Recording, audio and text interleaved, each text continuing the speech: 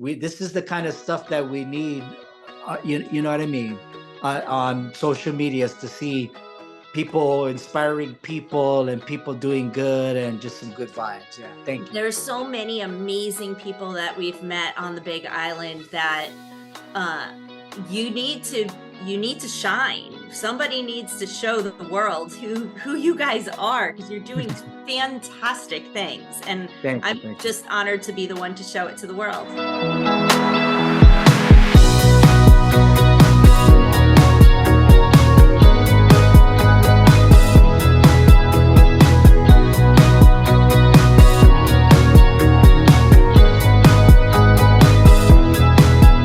Hey there, Jazz, how are you? Hi, I am good. How are you? How are you? Great. I'm so excited to have you on the Beyond Boundaries show today. Um, for those of you who don't know Jazz, this is Jaz Yglesias, and he has a resume that's pages and pages long. He's super cool guy. He is my husband Eric's jujitsu instructor, and he has, like I said, a long list of things that he's done and he's into. And I just kind of wanted to get to know you better and tell the world how you got there and your journey through the whole entire process. Cool. Well, thank you for having me, number one. I'm 53 years old currently. I was born in 1970, and I'm a product of the Bay Area, California, specifically San Francisco Mission District. So I grew up around the music of Carlos Santana. I grew up around lowriders and El Faro burritos the size of footballs. And I also grew up in a household that was kind of mixed in culture somewhat. We're a Filipino family with Hawaii ties that lived in urban areas. So there was a lot of Black and Mexican influence in my household. So everybody in my household, including my mother, talks with a somewhat of an urban slang, which Okay. is kind of interesting because people will hear me talk. Like right now, being in Hawaii for a long time, my voice has changed from my accent and everything. But as I talk to people from the Bay Area or I'm at home, my language starts changing, and my family talks like that as well, which is kind of interesting. But yeah, so I've been here in Hawaii since 1993. And I graduated from a pretty big high school called Sunset High School in Hayward, California. I was a wrestler. I was part of the band. I was president of choir. I was a 3.0 student, I guess. But I loved school, and I was voted most spirited. I can Yeah, see I that. was voted most spirited, and I was runner up for class clown. So I was always I don't know if I was trying to be the center of attention, but if there was attention to get, I was somehow in the mix or whatever. So I grew up around a musical family. My two older cousins, who are kind of more of brothers to me, Albert DeGracia, who passed away, and Richard Aguan, are kind of known backup musicians. They were backup musicians for the Grammy Award winners, the Whispers. Both of them both played for artists like MC Hammer, Shaka Khan, Keith Washington. I mean, some huge bands. And so that was around my childhood. So I grew up around music. And the other half of my family, which is kind of interesting, was if you were in my family, you were either a criminal, a musician, or an athlete, or a combination of the three. So I actually kind of grew up being influenced by all three of those. So in my high school, I dabbled in criminal activities in a small frame, but I was an athlete and I loved music. So I guess you would say I was kind of popular in school because I hung around with like everybody, you know.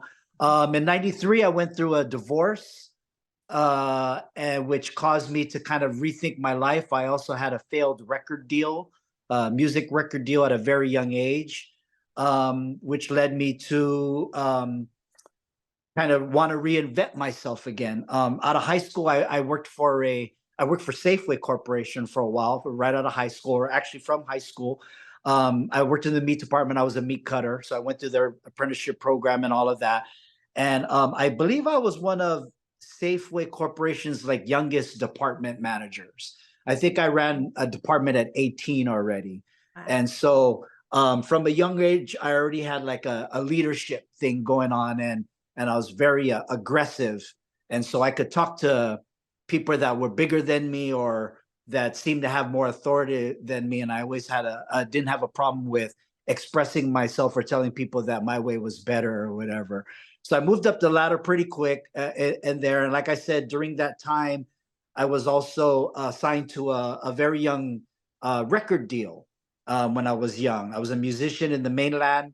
Um, I don't know how long this interview is because that could be like 3 hours. Well, what Just kind that. of what did you play? I see behind you, you have all sorts of Yeah, instruments. so this is my living room right now where I have one part of my recording studio, but my house actually has 3 recording studios in it, which is what I Very do cool. for somewhat of a living now, which I guess we'll fast forward to there later. So I did have a record deal. I was an artist. I was one of the first Asian Polynesian rappers in the early 80s that had a record deal. I had some radio play and things like that. But just at that time, there wasn't a market for us yet. There wasn't anybody doing hip hop other than Black people yet. And I'm part Black, but I don't look it. So there wasn't a way of marketing that. And so my record fell on deaf ears. So I was going through a depression thing on that, and then I was going through a divorce with a young marriage. And so all of that kind of like made me kind of crash and then started reevaluating things. And then I told my mom, I said, hey, like we've got so much family and connection to Hawaii. I would love to live there one day and kind of see what could, happen for me out there. So through my divorce process and all of that, I happened to call up the Hawaii main branch for Safeway and basically said, hey, I have some Hawaii ties. I live in Cali right now, but if you guys have any openings, I'd be willing to come out to Hawaii. I'm looking for a change. And this was probably on a Thursday. And I think on Monday, I got a call back from the district or the regional manager there. Basically said, man, if you can come out, we've got a store for you to run on Friday, if you can be out by Friday. So I packed up all my things. They said a container was going to come. So just pack enough clothes, for your journey. Everything else will be picked up and brought to the barge. So my car, everything was all packed up. I did a maybe 2-day goodbye with my family. Tried to have one gig left. I tried to do one last musician gig before I left, and then I split for Hawaii and took on this job and became the meat manager for Hilo Safeway, and then did my part in helping open up the Kona Safeway. And that was my journey as a transplanted person that was local but wasn't local. Mhm.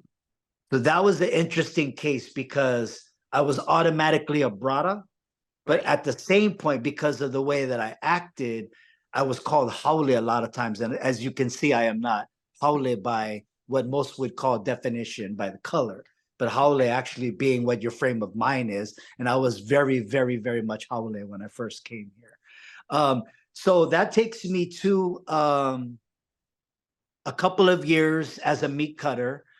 And while I was, I think in my first 6 months here, I didn't have a place to stay yet. So Safeway actually put me up at the Hilo Hawaiian Hotel.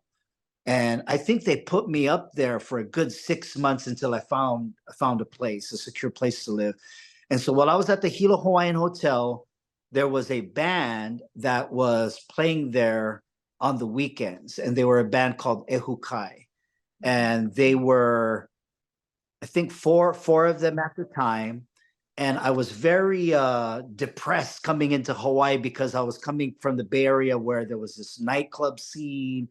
There's just everything was big. I didn't go to Oahu. I'm here on Hilo.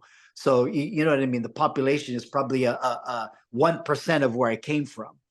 You know what I mean? So I was very bored. I was very disappointed with music. I was listening to the radio and I had heard Hawaiian music before, but I wasn't into it at all. And so I see this band and the lead singer is singing the Commodores. And so I'm like, oh my God, these guys are great. And I had a few. So I was brave and I asked to sit. I think I sat in with the band and I sang a couple of songs. And then I would talk with them on breaks. And I told them I just moved here. And we had like a real instant chemistry. And I said, man, I would love to join this band. You guys seem to be the only ones doing this kind of music right now over here, from what I hear on the radio. And they said, well, we kind of got everything. The only thing we could use is a drummer. And so this is the funny thing is, so I had a drum set coming on the barge. I was by no means a drummer. I was in high school band and I had lied in high school band because I wanted to get girls and I wanted to be in the band. And so I lied and said that I could play drums and I kind of faked my way through it. So I guess this is part 2 of me faking my way through it. So I tell the guys is I play drums. I got drums coming on the barge. So my drums literally arrive on Thursday. I practice with them Friday and I play the Hilo County Fair with them on Saturday. And That's so fantastic. they're playing a whole set of local music and I am playing funk beats from James Brown that I know how to play in the background. So it was an absolute horrible gig, but they liked me. There was a chemistry. The guy sent me home with a bunch of tapes and cassettes of all these local bands. He says, these are the guys you need to sound like. So I went home and I spent a few hours a day on my drum set, basically trying to sound like these certain drummers from these different genres here in Hawaii. And that brought us to a great career of being one of the first local bands to sell over, in the 100,000 range in the independent level of sales. Our song Molokai Slide to this day is still considered a classic, was like top 5 on radio stations, broke like all the records for like top 5s and everything like that. And which was really cool because in 96, due to some circumstances, I got fired from Safeway. And this is the company that I thought that I was going to stay with like pretty much for the end of my life. So I guess this is part 1 of reinventing, or part 2 of reinventing myself. So during the time of me being part of this band, there was a concert that we had to do. And I think it was my first big concert with the band. And we were doing at that time like our own commercials, so, like, hey, this is so-and-so and this so-and-so, join us at blah, blah, blah. So they sent me down to the radio station to go do the commercial because they said that I was the one with the best English. And so I go down to the radio station, which was K Big FM at the time. This guy, Nelson Ray Parker, was program directors there. And I go do the script, or no, I go to do the spot. He tells me, do you have a script? Or I said, no. I said, I kind of get everything in my brain and I'll probably figure out something. So he goes, okay. So he hits record and I pretty much like ad-lib a spot. And it's like pretty much 60 seconds and it's like spot on to like a radio delivery. So he just jokingly says like, wow, that was like really good. If you're ever looking for a job, like give me a call. Okay. So fast forward, I get fired from Safeway. The next day I call this guy and this guy says, yeah, dude, like if you want to start, come in tonight. So I go in that night and there's a guy working. I'm not going to say his name. He's working. They bring me in. The guy trains me overnight. They like me. They fire him, give me his spot. So I have the overnight spot. Within a day or so, I have the overnight spot. And then I think I got my chops. I started doing like a lot of free gigs and learning. And I had been a hip hop and turntable DJ in the mainland when I was young. So I already had and I was a musician. So I already had stage presence. I already knew how to operate equipment and things like that. So it was just a matter of learning how to talk, like how they would say, like, haole. Learning how to go from like, yeah, come on down and join us this Saturday to this Saturday, join us for the event of the year.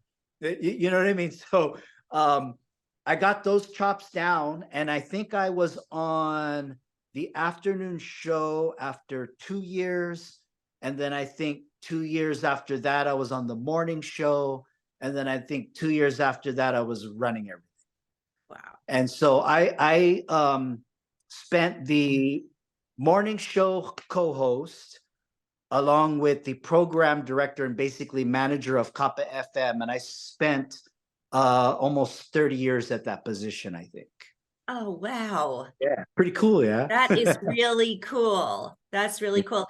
I did see that you just retired from there just not Yeah, too long ago, last year, right? yeah. I Yes. finally there was a time where I'm getting kind of choked up talking about it.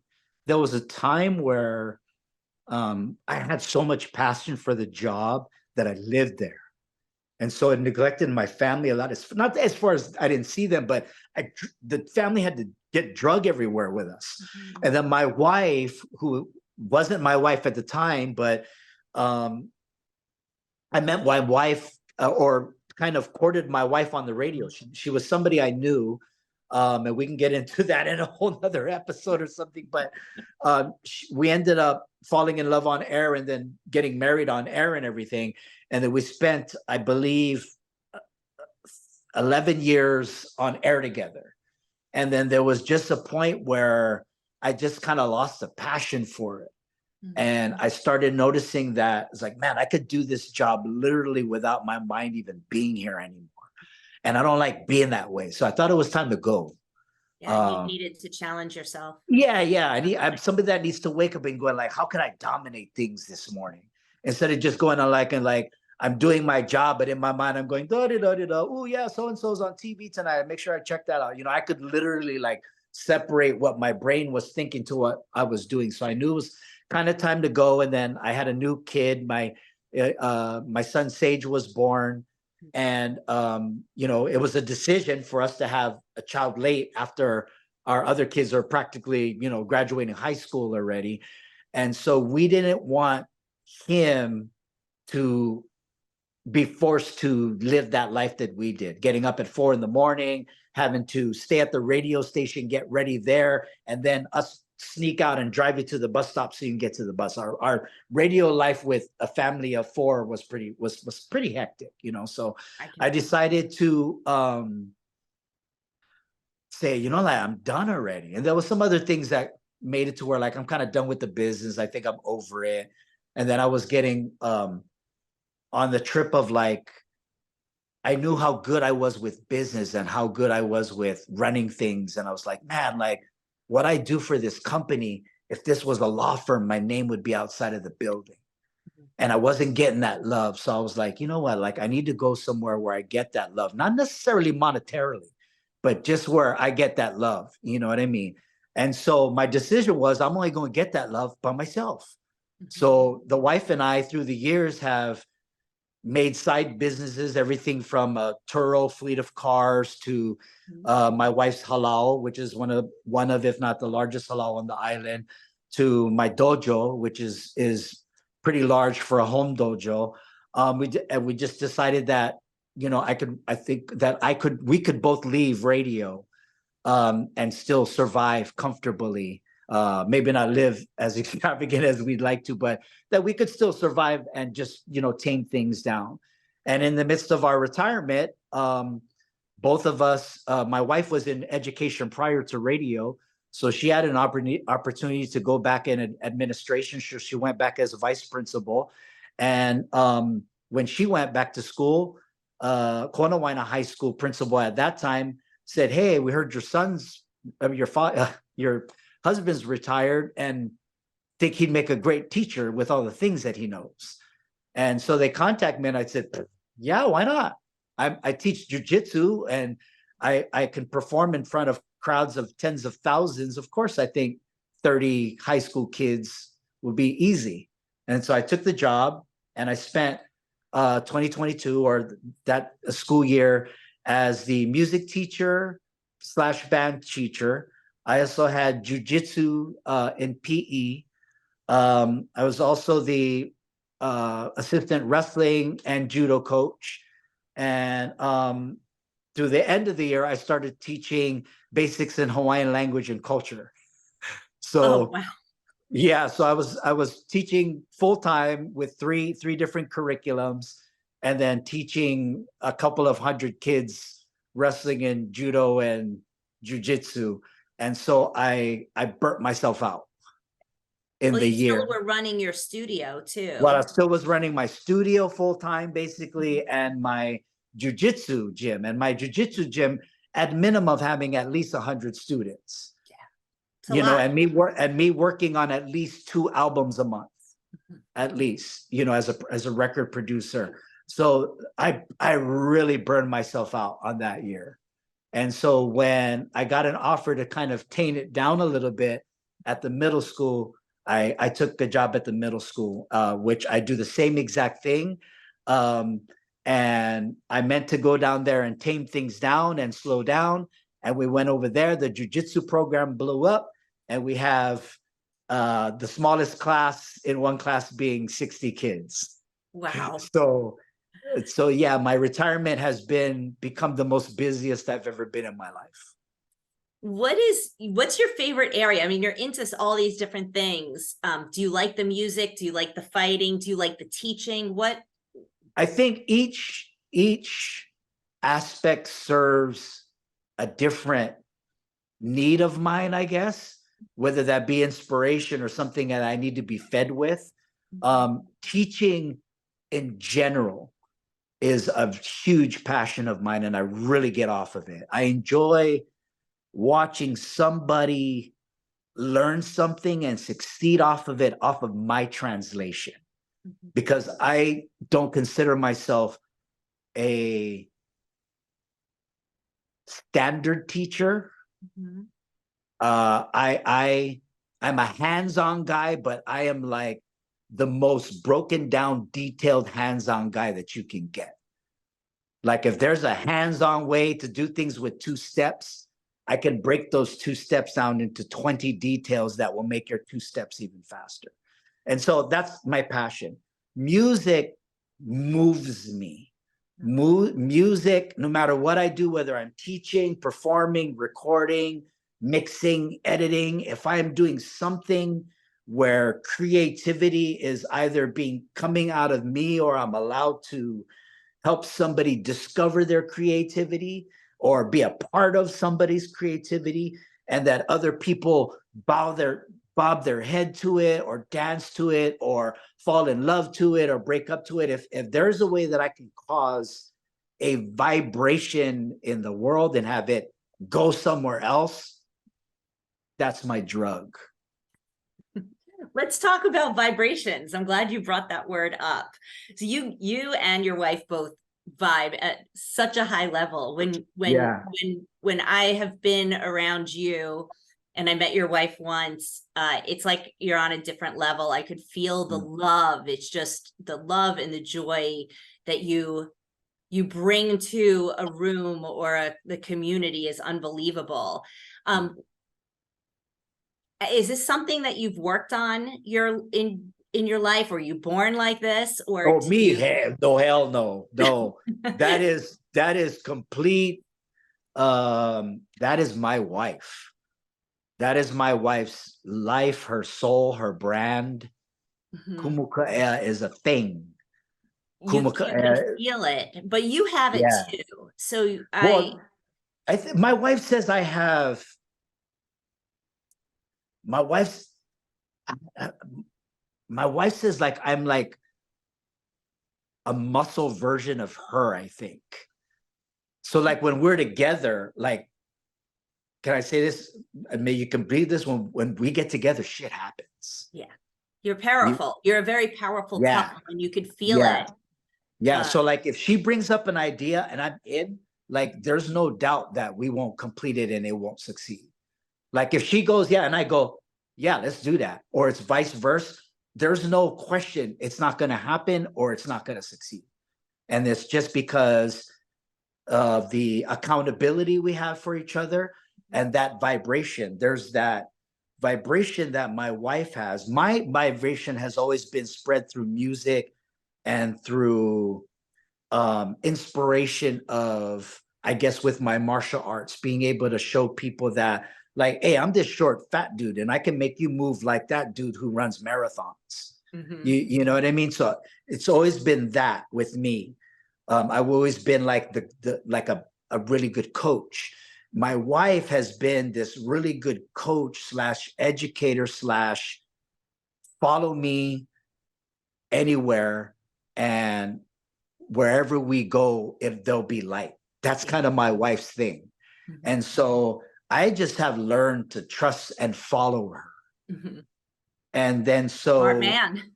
right. Happy wife, happy life is not just a saying, man. That's like It's a you know real what I mean? thing. So and the more that I wouldn't say do what she says, but the more that I follow her and I keep peace, the more she invests in me.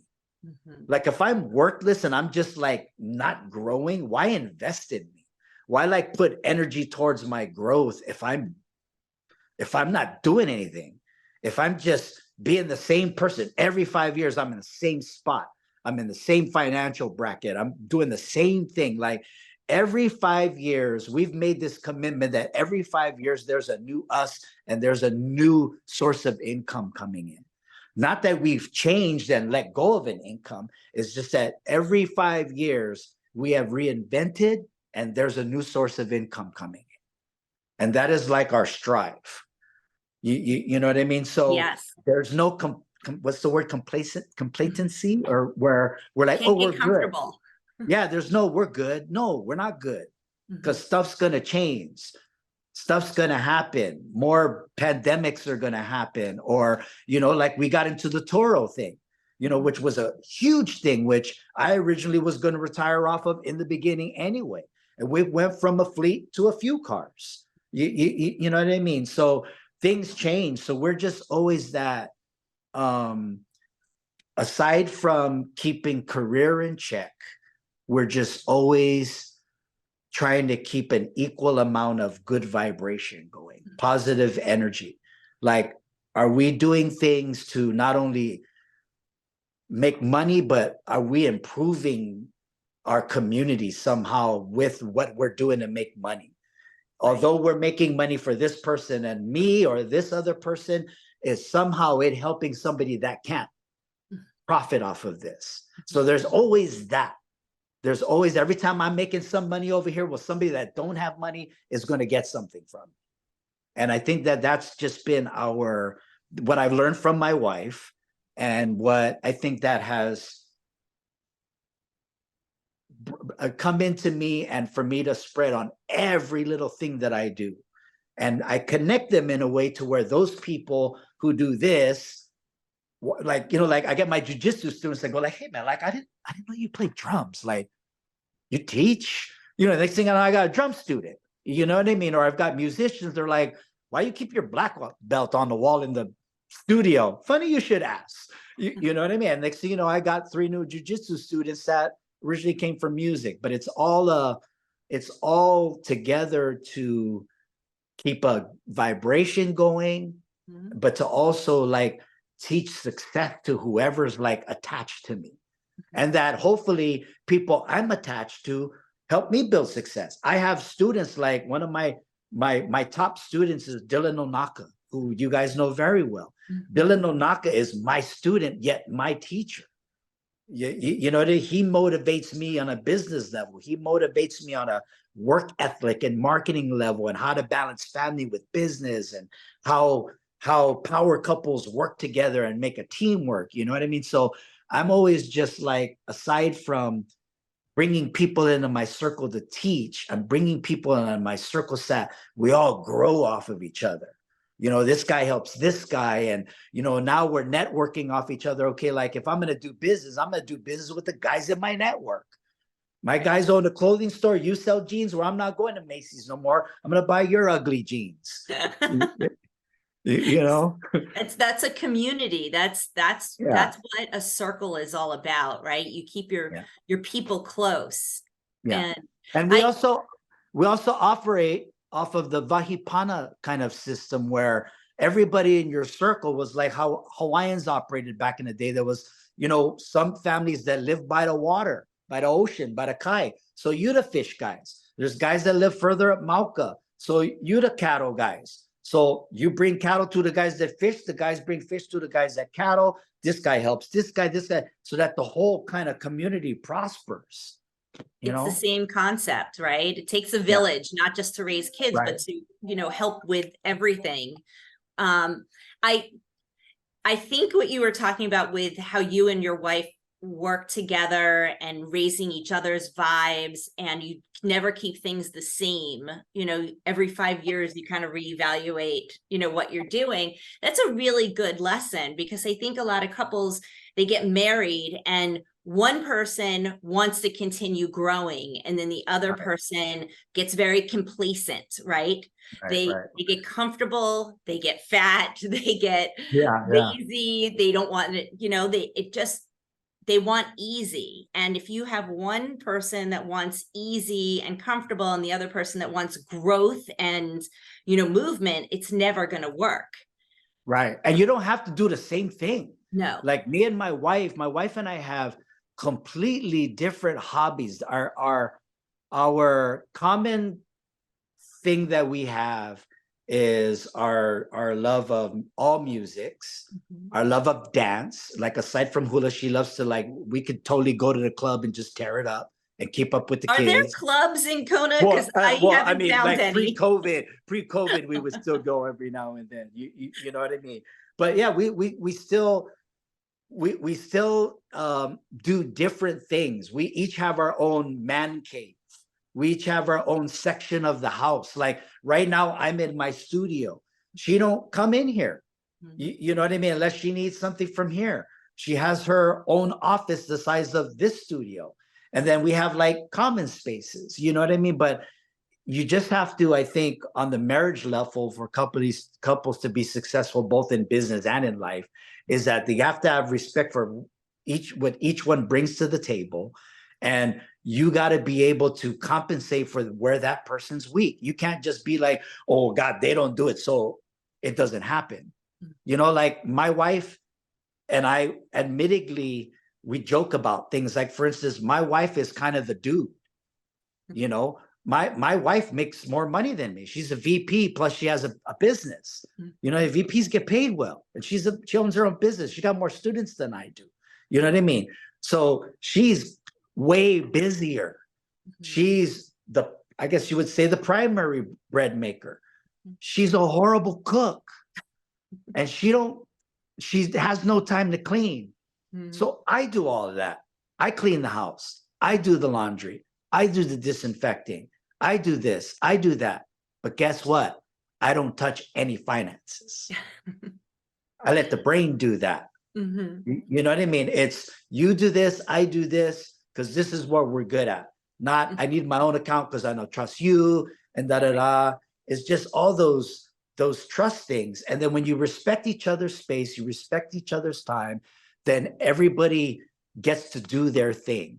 And then you just got to meet up. You just got to have your date nights. You got to have your nights where you catch up on business, so that nobody's left in the dark.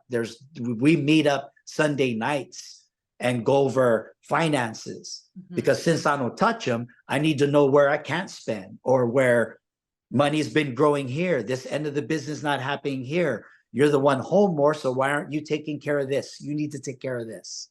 You know what I mean? And once I was able, again, I don't have this down. This is a work. This last year that I retired has been the year that we've kind of put all that into play. So we sit down with charts and write things down. Boom, this worked, this didn't. Let's take this out. You know You're what a I mean? team. You are a team. You work together, but you work separate. I think you work separate to you fill your cup, she fills her cup, and then when you come together, you have that energy bring to the relationship. Right. Was it always like that when you worked together at the radio station? You're working together and you're Um, living together? I think so. What was really good was we were both going through divorces at the time, separations and then divorces. And so we were really trying to work on not doing what we did then, because we were both come out of long relationships. I think hers over 20, me over 12. So we had gone to that point of, like, doing the mortgage thing already twice over, doing, you know, one kid in high school already, da da da. So it was like, it was really cool because we had experience, you know, so we could really like, okay, we ain't doing this no more. We ain't doing this, you know. So it was really good. And again, it doesn't work for everybody, but I believe when you have a alpha male wife, but yet you could edit this in any way you like to. Like I always say, I love the fact that my wife has huge balls. Yeah. But she knows who the hell's is bigger. But the point is that she's got huge ones. So I don't worry about her walking to the car by herself. I don't ask her, does she need help carrying that cooler up the stairs? She asks me.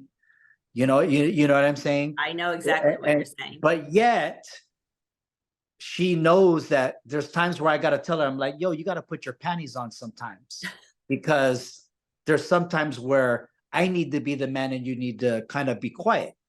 Right. And she knows that. And she knows where I'm at that stage of where she needs to go like, okay, I'm gonna let my husband be my husband and just be quiet right now. Yeah. You know what I mean? Yeah. And that's where it works. And that's great that you figure that out, because it's not, times are different now. It's not like the roles are traditional. It's not like the man goes to work outside of the house, brings home the money, the wife cooks and cleans. It's not like that. I don't think it's like that in most households nowadays. But then the woman still needs to feel feminine and the man still needs to feel masculine. And you know, I think that the lines are a little bit blurred nowadays. Right. Yeah. So Girl, I think like you just figured out. Chris Rock had a funny segment on one of his things. He said, women need water, shoes, and compliments. That's pretty much it. That's it. So I took that and I broke it down into sections. So water is replaced with my wife needs to be wined and dined every night. Now, compliments, my wife needs to be complimented every 10 minutes, whether it be on her appearance or on work she's doing. She's do that. You know what I mean? And what was the third thing I said? Shoes. Yeah, and shoes. So my wife has like a few things that she likes to do. She likes to get her hair done. She gets her nails done. Go for broke. Do you think? Spend the whole day for all I care.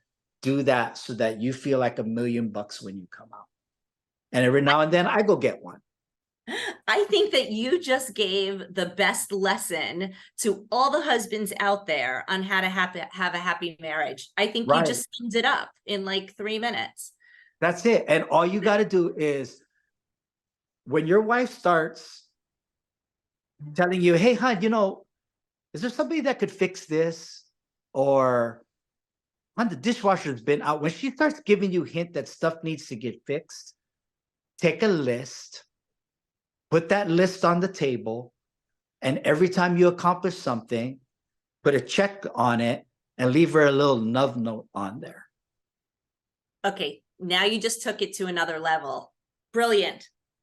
Not only will your wife love you, but you'll get credit. I use credit all the time. I do something stupid. I'm like, ho, remember, I got credit. I got credit. I love it. I want to have your wife on the show now. I'd love to hear her side of things. She is incredible. I owe every bit of whatever success I have to her. And the success has not been, you know, I do things that to a lot of people, if you look at the titles, you know, Hoco Award musician, blah, blah, blah, blah, you think I'm rich or something like that. And it is not that. I'm successful. We are successful in the fact that we get paid, whatever that salary, high or low, we get paid to do exactly what we would do anyway. And like people say, if you do what you love, you'll never work a day in your life, right? So I go to school to teach kids how to do jujitsu, and how to play music. Oh my God, my life is so horrible.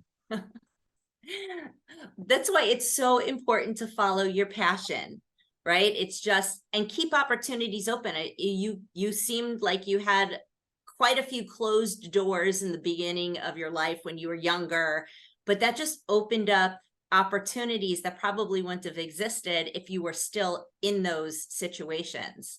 Yeah, people get so especially locals. And I'll say that because my wife and I talk, sometimes falling into that local boy syndrome of like, this is all, and people don't say, hey, you're not even local, but I wasn't born here. Quiet. Okay, I've been here long enough and have enough ties here where I could say things like this. Yeah. Plus, I raise Hawaiian kids. And we get caught up in a rut of like, where you peak at high school here. A lot of people, their claim to fame is star at the football team, or you did this and then, but not pursuing college or not pursuing a trade school, and maybe not college ain't the thing right now. You know what I mean? Trade school is the thing. I'm a product of trade schools. You know what I mean? My success and all of my jobs that I do come from trade school education. So I am in total support of trade school education, but you got to do something. And we just don't have that anymore. And nor are we pushing that enough. And I say we, meaning, I guess, the community. Like, we speak it, but what are we doing? And then what are we doing to lead by example too? You know what I mean? Right. And I think that's where a lot of my wife and I's goals are within our lives, is to help spread that, is to try and spread work ethic or educational goals of some sort, trying to push that. If you like something, you got to do something for it. My oldest daughter is a prime example, who is a school teacher now at my son's school. She's my son's third grade teacher. She's pursuing her, further degrees right now while she's teaching, and she works 2 side jobs. And she's learned that from watching us. She knows, if I want to live and I want a house this size and I want to take care of kids and I want to do this and I want to have money in the bank, I got to work. Yeah. You got to hustle. You have to work hard. And if you do that when you're young, then hopefully later on in your life, you won't have to do that. And you're just following your passion. But it's a great big world out there. And with Zoom, the internet, you could go to school in Europe just right from your living room. Right. Yeah. You could have a job in, New York, but live in Hawaii. And it's such a big world out there that I think, like, living on the island, what I've seen is that it's a small town. It's a small town feel on a small island in the middle of this big ocean. And I think people tend to forget that there's an entire world of different careers, different opportunities, different things that you don't get to see every day. Right. Nor are we sharing enough that, like, find something that you are actually passionate about. Don't like, okay, well, I was told I got to go to college and I got to go be one CPA, or I got to go be this because my parents was this. Like, truly want to be, like, if you want to be a doctor because you think about medicine all the time. You think about helping people, not because your dad was a doctor and he wants you to be a doctor. That's not why you be a doctor. I have a nephew right now who just became a doctor. And the reason why he is so young and went through the whole process and did it passionately is because as a kid, that's what he thought of. I want to help people. I want to cure people or whatever. So if that's your passion, cool. Your passion might be wrenching cars. So wouldn't you want to get paid for wrenching cars? Just maybe get paid to wrench airplanes because you get paid more. Things like that. Just shoot for a kind of a bigger, I guess, like I like making beats, right? And doing things where hip hop kids do, because that's why I started out. But now I apply that to getting thousands of dollars to make a radio commercial. You know what I mean? Which I could do for a radio station out of state. Yeah. It's amazing. So Yeah. what would you tell someone, maybe a 17, 18, 19-year-old who says, I don't know what my passion is. I don't know what I want to do. I don't know. What would you tell them to do? What should the first steps be in order to figure that out? When I run into kids like that, a majority of the kids that have that, um, I would say, are what do you call it, introverts, Yeah. like aren't out a lot and don't talk to a lot of people. Mhm. So I say, first of all, is like we got to get those kids like hanging around with other kids to be inspired, because you can't just be inspired by an adult all the time. Sometimes you got to be inspired by your friend who's kicking butt. My friend who's like just got a full ride scholarship to Stanford. Mhm. I want to be inspired by that guy, because who else is gonna inspire you to go to school? Not necessarily your parents. It's kind of got to be somebody, you know what I mean? So I Mhm. think it's encouraging them to join things like clubs, like, like I have a couple of students that are my jujitsu students and have been with me for years. And as they go, they want to run businesses, but they want to run businesses. They want to run jujitsu schools. So, I'm not trying to go like, hey man, like, I don't want you to like have your dreams be a jujitsu instructor. That could be a broke life. But they're like, no, no, no, no. I want to own a chain of jujitsu schools. You know what I'm saying? So it's like finding what your passion is, but just teaching the kids on a bigger level. So I think it's number one, who they're surrounded by, uh, joining social clubs, doing activities, because that's where you'll find something you enjoy, whether that be sports or even if that's throwing darts. Who knows? You might not know. You might be the next world champion. Like finding a talent that you didn't know you had. You know what I mean? And the other thing I think is that if you're young and you can afford it, is to travel. Yeah. Yeah, that definitely helps. You get to see how the world lives and that Right. it is a big place out there. Um, so how has sports, I mean, you were in wrestling when you were young, and then, uh, was it? Or I know you're Yeah. jujitsu, Yeah. right? I started judo at 9. Okay. I think folk wrestling or high school kind of wrestling, I started in the 7th grade. Mhm. And I've been active in some kind of grappling sport since then.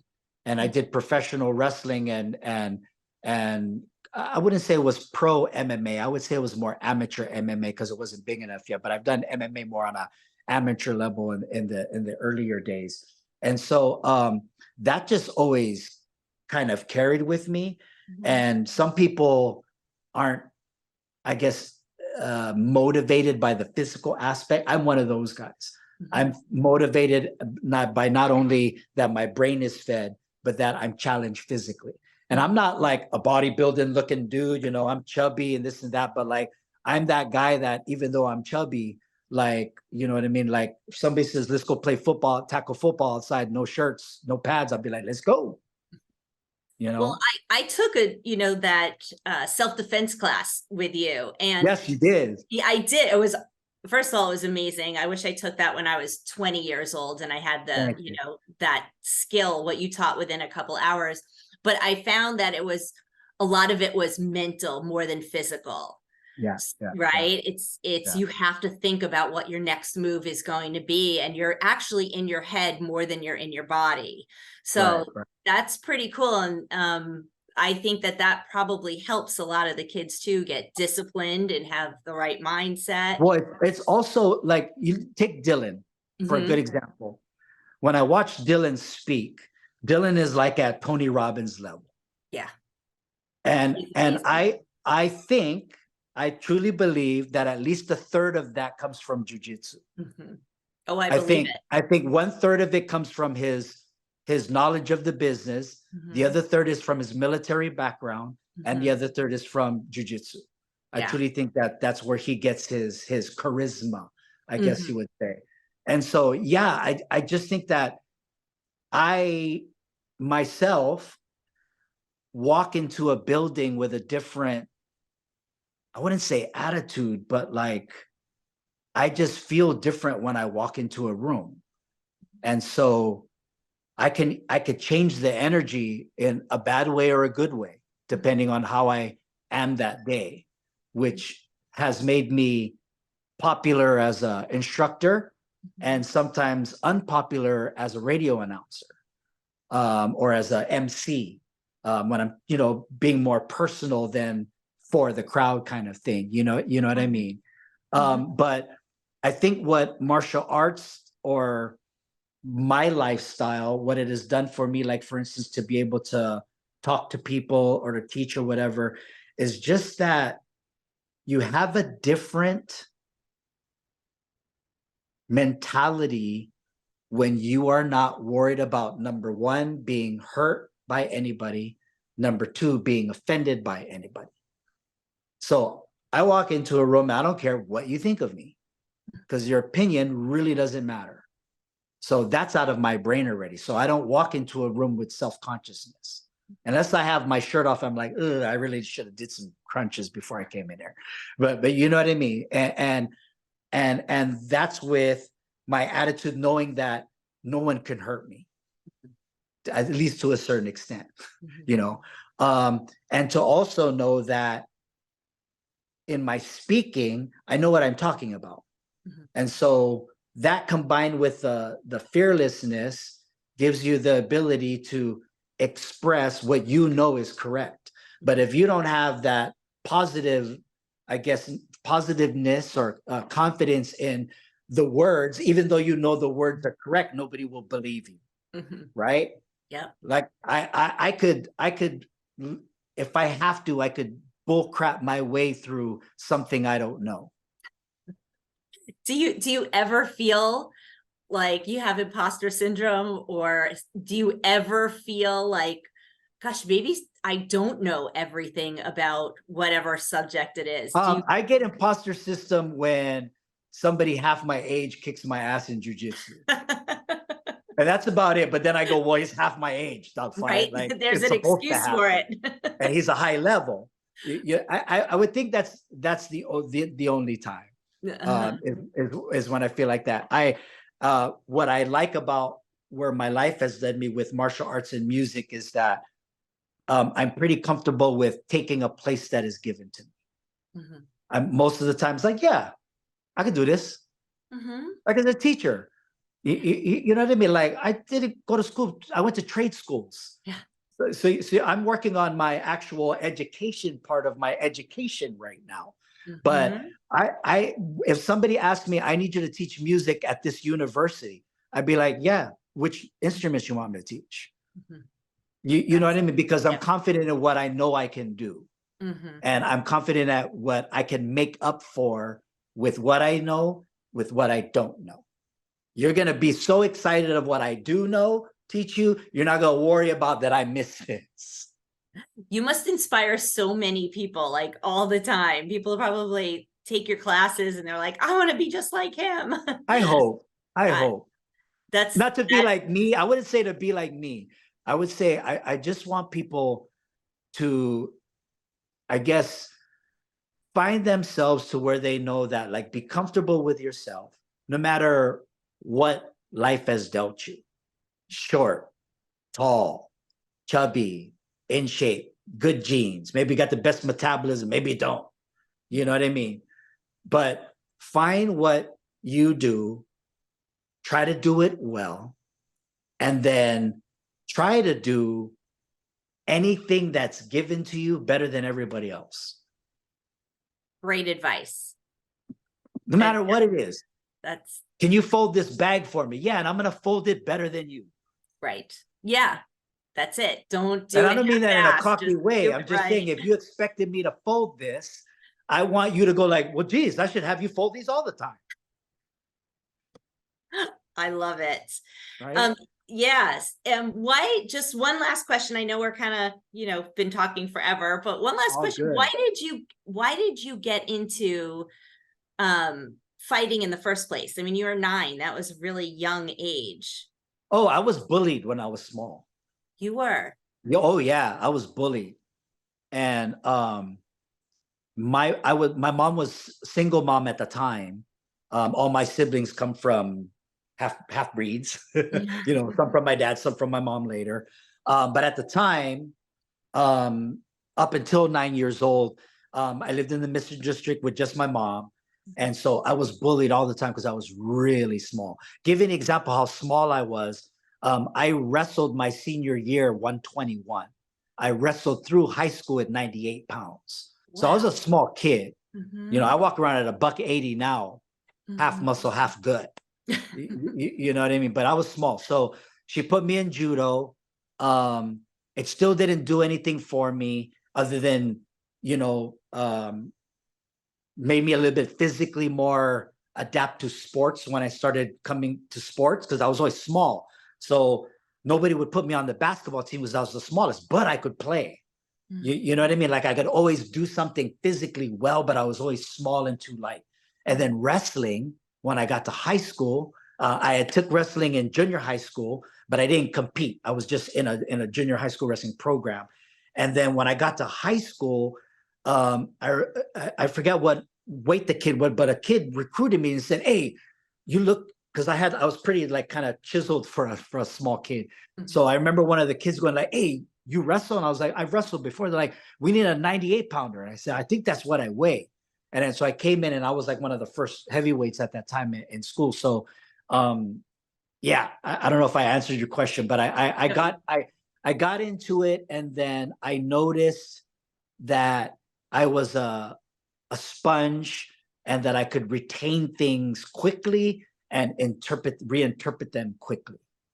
So that became an addiction with me. It became an addiction with learning something and then breaking it down and then actually seeing if I could break it down to make sense better than my teacher did.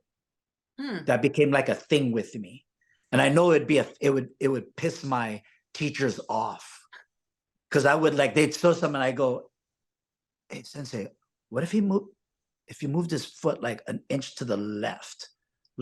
And I'd get this look, and then he'd go,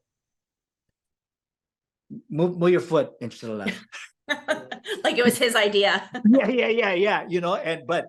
And I started to shine that way. Yeah. And that's how kind of wherever I go, I kind of either get pushed in the leadership role or I find my way into it, because I find myself wanting to be in that role because I feel that that's where I can do the most good.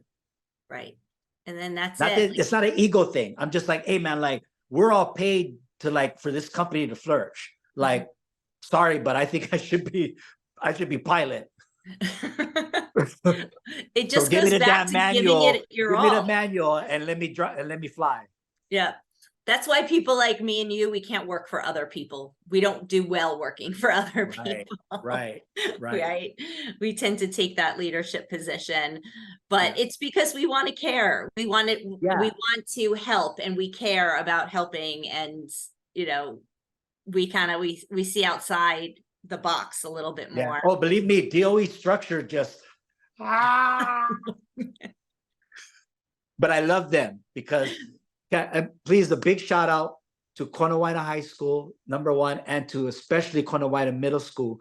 We are the only state program or school with jiu-jitsu in an actual program. One of few in the United States. There's maybe 3 in the United States.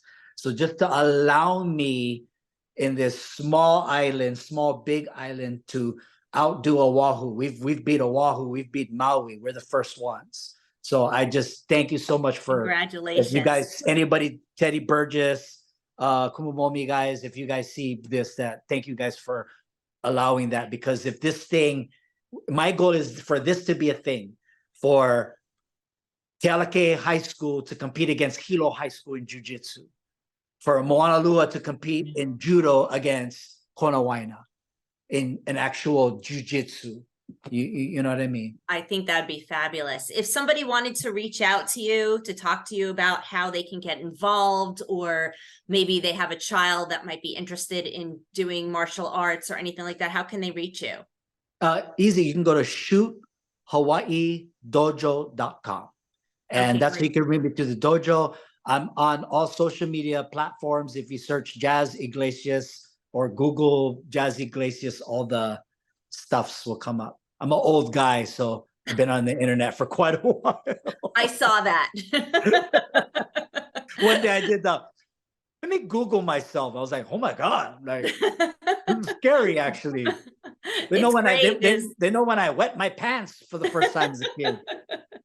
There is a lot of information about you out there, but that just shows that you have your hand in everything, and it's exciting, it's fun, and I look forward to getting to know you and your wife a little bit better, and I appreciate you so much coming on the show. Thank you.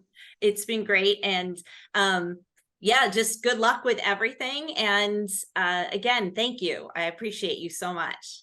Thank you, and thank you for having this show.